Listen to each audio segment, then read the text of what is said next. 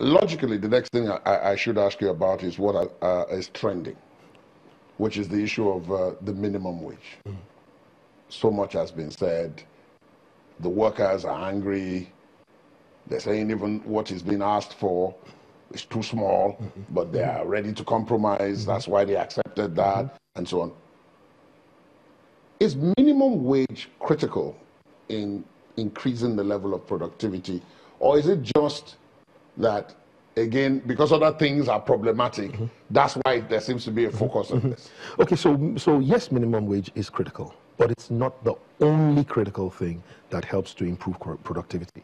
Okay, but let's be clear, when people's take-home pay can't take them to the bus stop on their way home, they will begin to look for other ways to survive. And that itself begins to drive the narrative of corruption. You begin to hear people say things like, now where man, they walk, and ain't go chop. I mean, as though they did not, you know, and people begin to look for other ways to squeeze out and extort money and you know, inflate. So we see a lot of all that happen once people don't get paid properly. But even then, we have seen that minimum wage is not the only thing that is leading to corruption. So there are people who are well paid and are still not producing as effectively as they should because they're not well trained, because they're not well equipped, because the environment itself is working against them being able to get things done. So many businesses today, and I describe it this way, you know, I saw one of these skits on social media of some guy who had just come in from the village and he was trying to go up a downward coming escalator.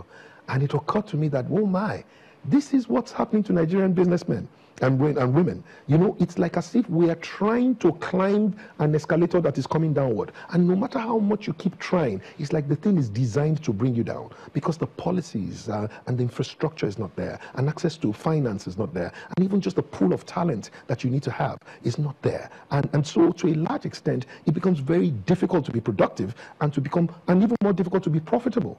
And once you cannot be profitable, you can't increase salaries. So let's understand that minimum wage, even though it's a conversation that is happening, especially around civil service, but really, it's something that affects everybody. And that's why, of course, the private sector, organized private sector, is also part of the conversation. But it's not enough to say we must increase minimum wage, which we must, at least for where we are today. We don't have a choice. People are dying. And don't forget, in many of the states, they're not even paying salaries. Not only are they not paying salaries, in some places, even in the private sector, they're only paying half salary. It's not working. Now, but in increasing minimum wage, you have the tendency, without increasing productivity, you have the tendency to increase inflation and to get us back to exactly where we are today. So let's be clear. When you look at our consumer price index, we are exactly double of where we were when minimum wage was 7,800 naira. So we moved it to 18,000 naira, and then bang, now inflation has caused that what you used to buy then that was not enough, that caused them to cry for minimum wage, is what's happening now. If we don't improve productivity in the next 5-7 years, we will be at that point where we're saying 18,000 naira cannot be a minimum wage, is not enough. And so we have to focus on what really matters, and that's productivity, that's value creation, that's things like manufacturing, that's things like delivering, service delivery, and the things that make us not only be able to do business with ourselves, but more importantly, be able to do business with the rest of the world. Look, the location of Nigeria is very special. It means that anything you produce in Nigeria can get to the rest of the world faster than it will get to if you were somewhere else. If we were only able to find a way, and we will find that way, by investing in power, by investing in security, by investing in infrastructure, by making sure the policies are friendly to business people. We will make sure that Nigeria becomes literally the China of Africa. We will become the production force, the production base. And as we do that, I know it, we would produce more, we would increase our economic value, we would grow our economy, and then 18,000 naira will have a stronger value because we will not be importing as much as we do, we'll be exporting much more and earning, so our naira is going to strengthen and it will be able to help you buy more. That is what we need. We need a stronger economy as we increase minimum wage. Now, something that runs through what you said, again, you've made mention of it in passing, is the issue of power. there are people I've spoken to who say, if only any government that is coming, they can leave education, leave health, leave roads, focus on the power supply problem, yes, and solve it. Yes. And then leave us alone and see what we can do. That because the power supply issue, yes, is so critical, mm-hmm, to everything, whether it's security, mm-hmm, it's the employment and so on. I mean, if for you to become a barber, for mm-hmm, example, one of the things you need apart from your clipper, mm-hmm, now is a generator, yes, because, yeah, you know, power supply is difficult. What would you do specifically in terms of power supply? Many people will be very interested in that. Okay. Perhaps they could vote you in only on that alone. You know, power, like you said, is such a critical thing. I think that sometimes even people who want to be a bit more spiritual say there's a reason why God said, let there be light before he did anything else. Because really, without power, you cannot activate the potential of anything to the fullness of its capacity. So power is a problem. And because of the kind of challenges we've had with power over the years, you would notice, therefore, that, you know, again, businesses are having to power their own businesses, and you're using all your profits to power. I once, you know, the previous office that I had before this one, I had to provide my own power. For 7 years, I was running on 2 generators, a 42 kVA generator and a 27 kVA generator for 7 years. I generated my own power in Lekki. I mean, it's just a local government of Lagos State. So and that, in part, it wasn't just because we'd never had power, but every time the power comes, it will blow out all our bulbs, blow out our fridges, our computers. So we just stopped trying to connect to the power. So even when we did have power, the power was damaging our equipment. Therefore, we did not have power. We had to generate our power. So what are the challenges we're facing? Generally, challenges of power fall into 3 major categories. Number 1, generation. Number 2, transmission, and number 3, distribution. In each of these key areas, the first most important thing that you find is that corruption has robbed this sector, this critical sector, of the investment that it should have been accumulating over the years. So we have a real deficiency in investments in our generating capacities. 80% of the plants, or of the generating plants that we have, are driven by gas. 20% by hydropower, that's on the Kainji dams and all of that. But when you look at it, a lot of the turbines have not even been serviced. They cannot be used. I believe I think it's Kainji that has 6 turbines, and yet only 2 of them are working. One of them is kept as a backup for one. So you see that one of the things that we have to deal with is, in a way, let's see investment get back. And I said, let's see investment get back, not only that we will invest, but through private-public partnership, be able to get investments rolling back and into power, especially power generation. But the greatest challenge that we're facing, especially with the 80% of our generating plants, is gas supply. Gas supply is a big challenge because, number 1, we don't even have enough gas.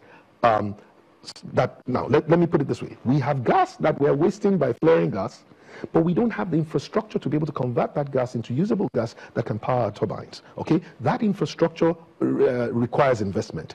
That investment many times is not coming in because the cost we've limited and have captured or uncapped the cost of gas to our gas companies in Nigeria to, I think, $2.40. And yet, if you take it to the international market, it's going for $4, right? So you find out that it doesn't make sense for NLNG or any of those guys to try and think, how do we power your gas turbines? Because we're going to be earning just half of what it would cost us if we were going to sell to the international markets. So you need to find ways to say, look, let's see how to revisit our pricing structure for even the generation. And then that would now, obviously make that area more attractive to investors, and we need investment in that area. But then the second key area that we have a problem with power is our transmission. Our transmission has become a bottleneck for even the generation. So now we're generating capacities, and yet we're losing so much in transmission. And then there is also distribution.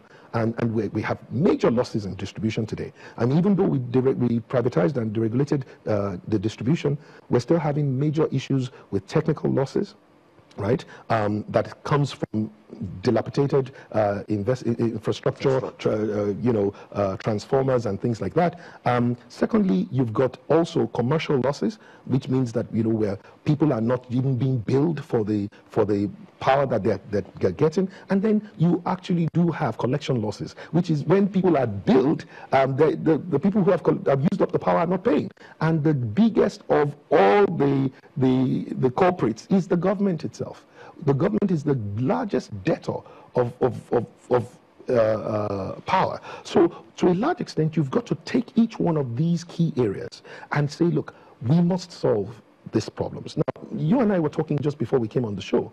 There is nothing that has not yet been designed to help us solve power problems in terms of reports, in terms of research, in terms of Nigeria knows what to do.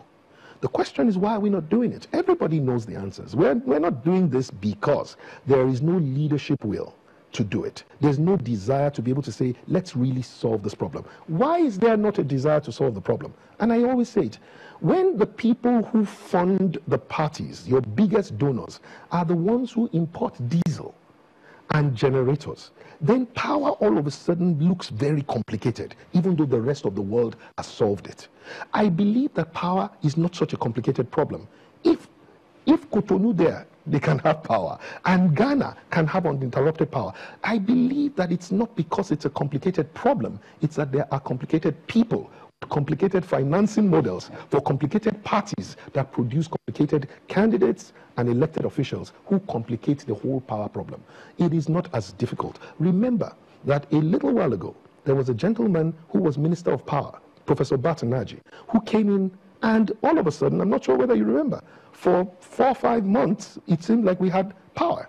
Business Day did a particular report that was amazing, that talked about how now people were no longer buying kerosene, they were not, and the next day, Batanaji was fired. What's not the big idea? I mean, that is bad enough. The next day after Batanaji was fired, in my own house in Victoria Garden City, we did not have power for 2 weeks. How could we have had power for almost 6 months? And the day after you fire one person, all of a sudden we don't have power anymore. Why is it that power always goes out around festive seasons? We know that much of what is going on around the power area, yes, there are hard issues like investment in infrastructure, pricing models. There are things that need to be done, right? Making sure that if you can generate power, you can give it without having to pass it through the distribution grid. But let's understand, much of the suffering we're going through with power is humanly induced. And it is induced by those who have the power and who must sell diesel and must sell generators so that they're able to continue to get their funding for the parties that they produce. Mr. Durotoye, thank you so much for coming on. Thank you. Thank you. It's been our pleasure having you. Thank you. Thank you very much.